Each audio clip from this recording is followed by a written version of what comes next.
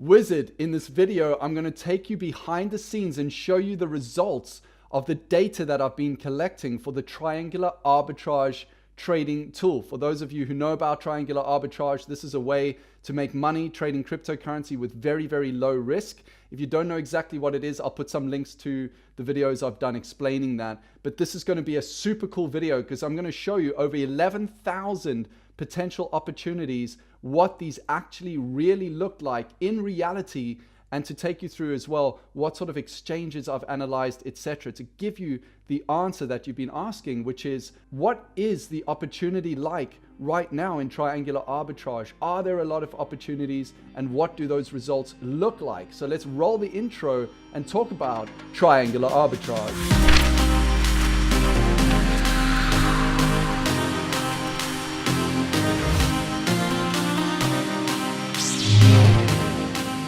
Now with 10,870 rows of data, you can see there are a lot of columns that I'm tracking as well. There are a lot of data points that I've been tracking when it comes to trying to analyze whether triangular arbitrage right now in cryptocurrency is viable or not. And the reason why I've been tracking this data, by the way, I've been tracking it over the last month with up to 14 exchanges. The reason why I've put nothing out yet is because I want to be certain it's going to make money.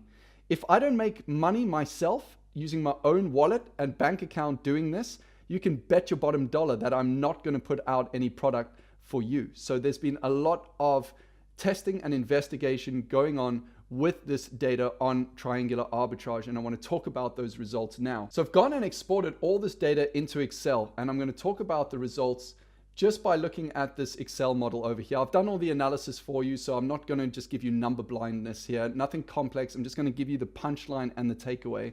What are the results? But before I do that, the first thing you need to know is, how does this even work?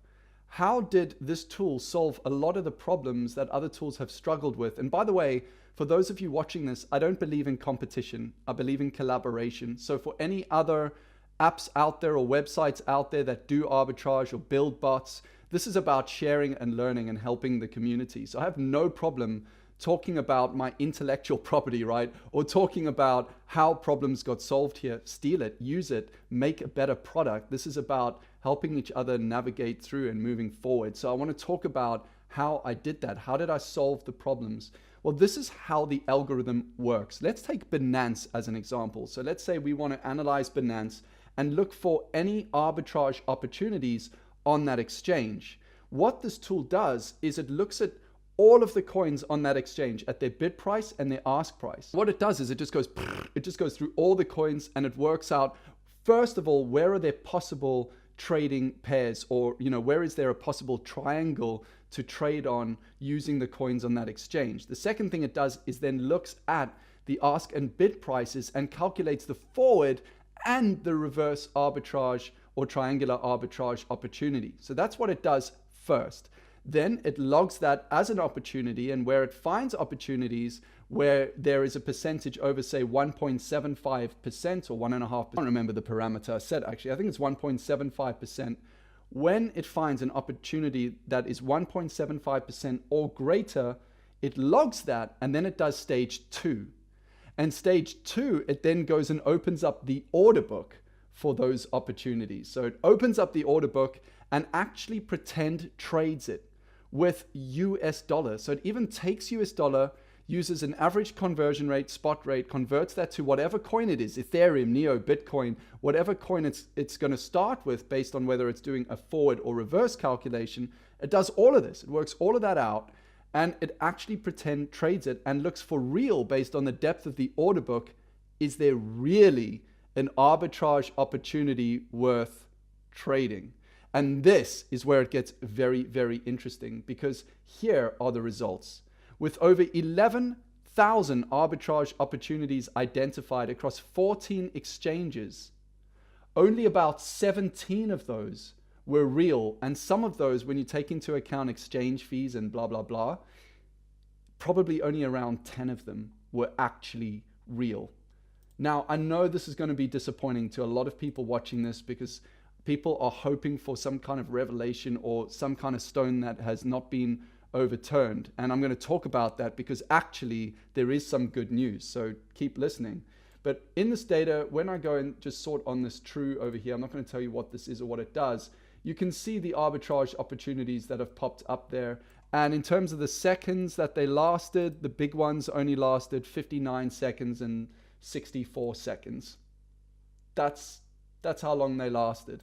Now, the cool thing about this algorithm though, and there is a cool thing about this, is it will also calculate the optimum amount you should use in US dollar to place a trade. And US dollar, because there's so many arguments, people have different preferences. We're just going to use the US dollar. So how many dollars is this worth in trading? So when I say there were only 10 opportunities, that's actually not wholly true.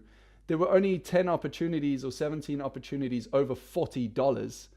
If I take away the filter for there being $40, you know, there's a lot more opportunities. But like, why would you want to trade an opportunity that's going to yield you less than $40 if they're not happening all the time, which they're not, because every arbitrage transaction does actually carry some risk to it. Irrespective of what anyone says, arbitrage does carry a level of risk. The risks are just different. So now I know a lot of creators out there, people who are building bots and apps, are asking, because I've seen the questions on Reddit and no one's answered the question properly. You know, how do you calculate the optimum amount to trade? How do I know whether there was a $40 opportunity and it wasn't more if I just put more money on the trade? How do I know that? And actually, this can get really, really, really complex. So I want to tell you over here, anyone who's watching this, whether you're a trader or whether you're building some kind of algo, whatever, this is how I solved the problem. This is how it worked for me. You know, there was no answer online. Like, this just had to come from intuition. And very often it's just like, well, what would a human do? And so, you know, if it makes money, say, trading $50, does it make money trading $75? And if you keep incrementing that up all the way to $10,000, does it make money? And that's what this algorithm again does, is it actually calculates based on if it made money at $50 but not as much at 75, it will recommend you place a $50 trade. And it just keeps going up. So it literally just loops through the same trade until it becomes less profitable. That's what it does. That's how it knows the optimum banding to trade within. So not only will it find coins with opportunity, not only will it then check the order book, but it will also find the optimum amount in US dollars to trade, which is super cool. Now, it'll do all of that, but the reality, coming back to the answer here, is there really weren't many opportunities. Now, that said, the exchanges that found opportunities were like Coin, Upbit, etc. These are, you know, widely used exchanges. I used Binance. I used a whole bunch of exchanges. In fact, let me see if I've got the list over here. Yep, here's the list of exchanges over here that I've used. Hitbit, Huobi Pro, Yobit, etc. I've used all those exchanges. And, you know, looking through all of those are all very common exchanges, and it really didn't find much on those exchanges in terms of executable, tradable, triangular arbitrage opportunities. However, with that said, something else I built for this tool was the ability to select what exchange you want this algo to run from. Now, bear in mind, this is running every minute of every day for 14 of these exchanges. It's crazy, right? It's running a lot of data, basically. It's running a ton of data. I can't run this with the money I have. I can't run this for 50 exchanges. And not only that, the cost of getting that data for every single minute of every day is astronomical. Like, it's really, really, really high, meaning that there are a lot of exchanges that probably haven't even been looked at. So I've got this list that you can literally just select whatever exchange you want to see. And at that point in time, when you hit refresh, it'll just go through that exchange. It'll just go bang. Here's the opportunities. Here's the optimum amount to trade on the order book.